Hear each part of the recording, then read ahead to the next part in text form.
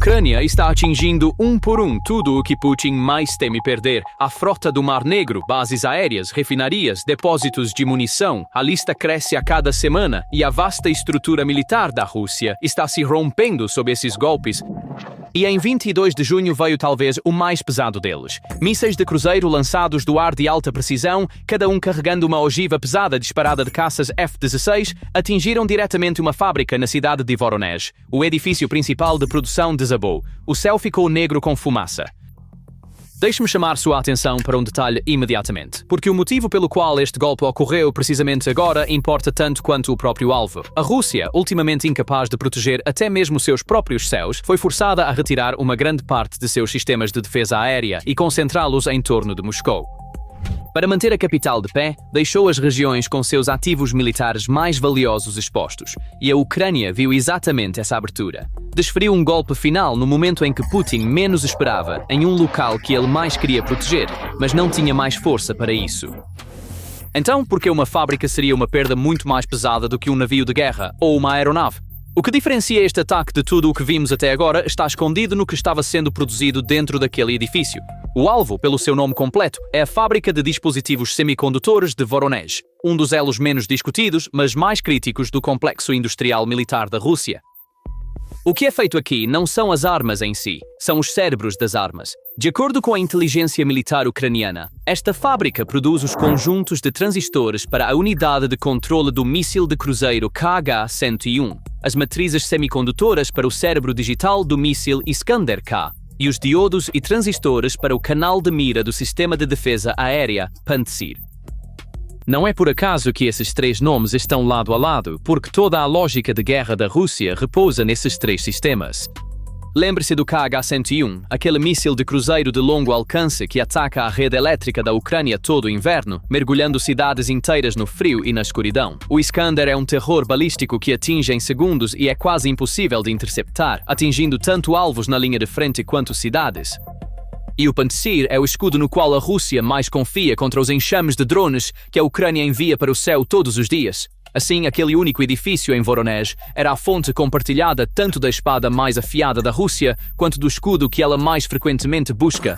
Atacá-lo significava atingir três armas distintas de uma só vez e na fonte, e é aqui que reside todo o nó da questão. A Ucrânia não derrubou um míssil do céu, acertou a fábrica que dá origem ao míssil. Derruba um Pantsir e a Rússia fica com um Pantsir a menos naquele dia. Mas amanhã, outro sai da linha de produção e a lacuna se fecha. Acerta a fábrica que faz o cérebro desse Pantsir e você destrói não um sistema, mas dezenas de sistemas ainda não nascidos de uma só vez. Você pode parar um míssil no ar, mas nenhuma defesa aérea pode parar o gargalo na produção dos próximos 1000. Então, o que exatamente Putin perde junto com esta fábrica? Não apenas um prédio. As sanções cortaram a Rússia do mercado mundial de chips anos atrás. Só podia infiltrar esses semicondutores por canais indiretos. Voronezh era uma das poucas portas que perfuravam esse bloqueio, uma das joias da coroa da capacidade da Rússia de construir suas próprias armas internamente, um dos seus pontos mais protegidos e difíceis de substituir contra sanções. Putin pode substituir um míssil perdido, mas se perder a bancada que dá origem a esses mísseis, ele perde a fonte do que quer que ele colocasse no lugar deles. Agora, para uma questão muito mais crucial, uma que importa muito mais do que o debate sobre qual míssil, ao qual chegaremos em breve. Por que a Ucrânia realizou este ataque desta forma? Porque, na verdade, não precisava de F-16 e mísseis de cruzeiro caros para atingir aquela fábrica de chips. Algumas dezenas de drones baratos teriam feito o trabalho. Se quisesse, poderia ter atacado com um enxame de centenas. Mas, com o caminho mais fácil bem ali, a Ucrânia, em vez disso, neste exato momento, disparou mais de meia dúzia de mísseis de cruzeiro de alta precisão de seus F-16. Com uma opção mais barata disponível, escolheu deliberadamente a mais cara e mais visível. Na guerra, escolhas como esta nunca são coincidência, elas são mensagens. A primeira camada da mensagem é o alcance. O alcance da Ucrânia agora se estende muito mais longe. A retaguarda que antes era considerada segura para a Rússia, agora se deslocou de 200 a 300 quilómetros atrás da fronteira, e os caças ucranianos podem alcançar essa profundidade em minutos.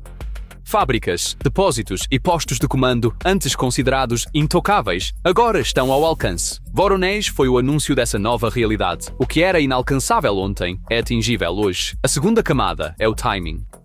Este ataque coincidiu com um período em que a Ucrânia estava atingindo Moscou e desativando uma a uma as defesas aéreas ao redor da Crimeia e da ponte de Kerch. Isso pode não ser mera coincidência. Aqueles mísseis que caíram em Voronezh podem, na verdade, ser uma saudação enviada para um endereço muito mais ao sul, para a ponte de Kerch. Você é o próximo. No momento em que quisermos, também chegaremos até você com nossos caças. Ao mostrar que pode atacar tanto com drones baratos quanto com mísseis caros, a Ucrânia força a Rússia a uma defesa dividida contra todas as possibilidades. E devemos entender por que essa referência à ponte Kerch pesa tanto.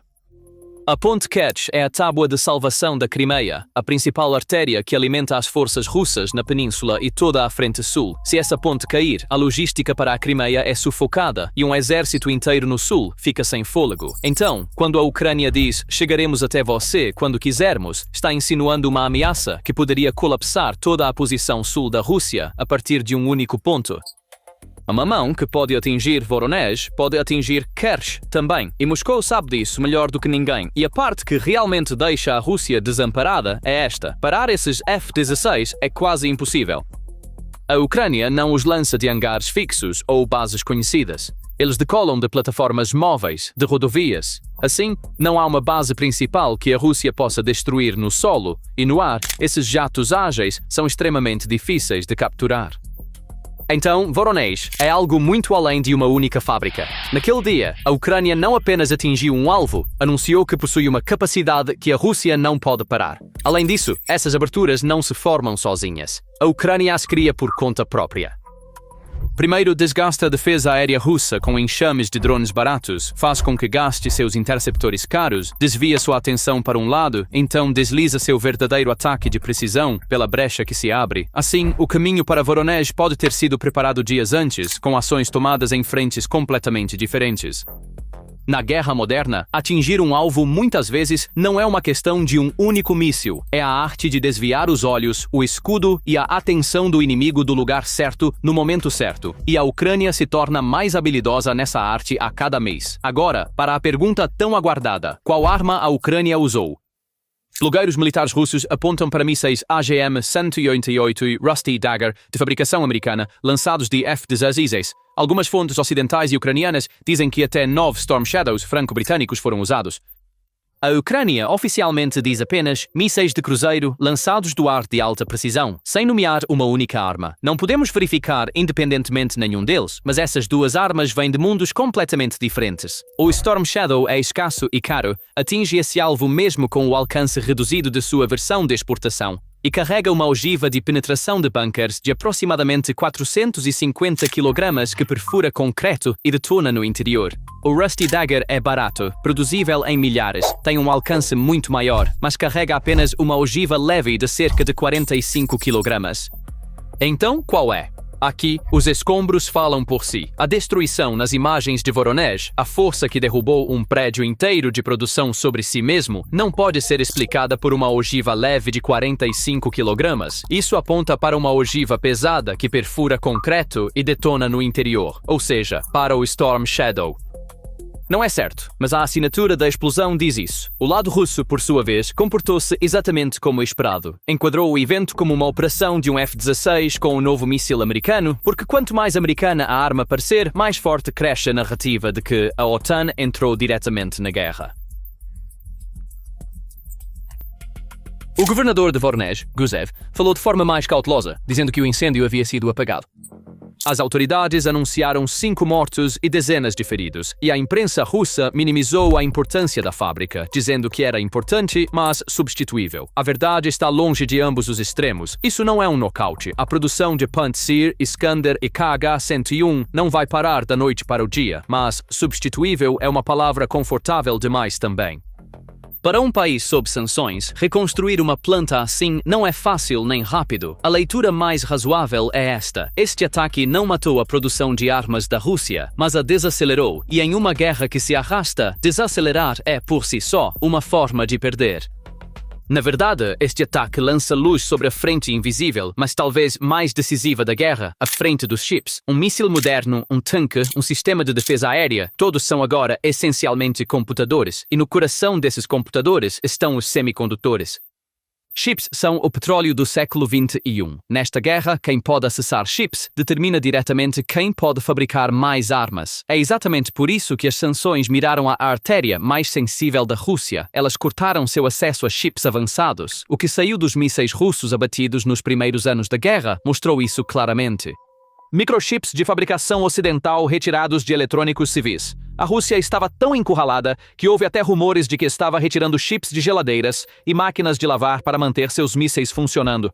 Tentou fechar a lacuna através de terceiros países, empresas de fachada e redes complexas de contrabando. Mas essas rotas são tanto caras quanto frágeis. É exatamente por isso que fábricas como a de Voronezh eram inestimáveis. A maneira mais segura de contornar as sanções era fabricar o chip internamente. E construir uma fábrica de semicondutores do zero leva anos. Perder uma é uma das perdas mais difíceis de compensar. E Voronezh não é um evento isolado. É o mais recente elo de uma campanha que vem ocorrendo há meses. A Ucrânia há algum tempo vem desmantelando sistematicamente a economia de guerra da Rússia por dentro. Primeiro, o alvo foi o combustível. Refinarias, depósitos de petróleo e terminais de combustível foram incendiados um por um, e esses ataques produziram não apenas fumaça, mas verdadeiras faltas de combustível e quedas visíveis na receita do petróleo que financia a guerra. Depois, as munições, depósitos de munição, centros logísticos. Agora, o cérebro que traz essa munição à existência. Isso não é uma série aleatória de ataques. É a aplicação passo a passo de uma lógica. Visto um de cada vez, cada um parece apenas mais uma instalação, mas empilhados uns sobre os outros, o que emerge é a lenta deterioração de dentro de toda uma máquina de guerra. Isso também não é uma ideia nova. Na Segunda Guerra Mundial, para derrubar a Alemanha, os aliados bombardearam não a frente, mas as fábricas de rolamentos de esferas que eram a espinha dorsal da produção. A lógica era a mesma: acertar um tanque na frente e um tanque se vai. Acertar a fábrica que faz esse tanque e 100 tanques não nascidos se vão. Voronezh é essa mesma lógica na era dos semicondutores. No lugar do tanque, um microchip. No lugar do rolamento, um transistor. Mas a história é exatamente a mesma. Você derrota um exército mais profundamente não na frente, mas em sua fábrica. Os F-16 posicionados no centro desta imagem são um ponto de virada por si só. Após meses de debate, treinamento e hesitação, esses caças de fabricação ocidental estão finalmente nos céus da Ucrânia. Durante anos, as pessoas discutiram se o Ocidente daria ou não os jatos. Agora, esses jatos estão atingindo alvos em solo russo e mudando a equação. Porque o que eles trazem não são apenas algumas aeronaves, é a porta para toda uma família de armas. Storm Shadow, a nova geração de mísseis americanos. A maioria dessas munições precisa de uma plataforma de lançamento adequada, e o F-16 é exatamente essa plataforma. Então, quando a Ucrânia recebeu seus F-16s, isso realmente abriu caminho para todo o seu arsenal de longo alcance. Voronezh é uma das primeiras grandes demonstrações dessa nova equação no campo. Tudo isso também tem uma dimensão que não pode ser medida na linha de frente: a opinião pública russa. Por anos, o Kremlin enviou a mensagem de que a guerra estava sob controle e distante. Mas, quando uma fábrica a centenas de quilómetros dentro da fronteira é explodida no meio do dia, a credibilidade dessa mensagem se rompe. Não há mais retaguarda segura. A guerra chegou às próprias cidades da Rússia, às suas próprias fábricas, e isso é um custo político para Putin, não apenas militar. Porque cada ataque profundo corrói um pouco mais a narrativa de que está tudo bem. Há também aquela aritmética implacável que molda toda esta guerra de cima a baixo: o custo. Um drone que a Ucrânia usa custa alguns milhares de dólares. Um míssil de cruzeiro, alguns milhões. Mas o que eles destroem, uma refinaria, uma bateria de defesa aérea, uma fábrica de chips construída ao longo de anos de esforço, é muitas vezes 100, 1000 vezes mais valioso. Então, com cada ataque, a Ucrânia gasta o barato e destrói o caro, enquanto a Rússia perde o caro e, por causa das sanções, substitui-o com muito mais dificuldade do que antes. Essa diferença aumenta um pouco mais a cada mês, e a longo prazo, as guerras geralmente são vencidas não pela coragem, mas por essa aritmética silenciosa. Tudo isso nos leva a uma única verdade. Esta guerra está se transformando cada vez mais em uma corrida de produção e resistência. A linha de frente pode permanecer a mesma por semanas, mas a verdadeira luta está em quem produz mais rápido e quem se esgota mais rápido. A Rússia é numericamente superior, mas, sob o peso das sanções, luta para compensar cada perda. A Ucrânia é numericamente mais fraca, mas com o apoio do Ocidente, estende seu alcance um pouco mais a cada mês e está aprendendo a atingir os pontos mais sensíveis do seu oponente no momento menos esperado. É isso que torna Voronezh importante. Não a destruição de um edifício, mas ser um poderoso sinal de quem está definindo a direção desta corrida. Se você gosta de geopolítica e do tipo de análise que você não encontra facilmente na mídia tradicional, não se esqueça de curtir o vídeo e se inscrever no canal. Vejo você no próximo.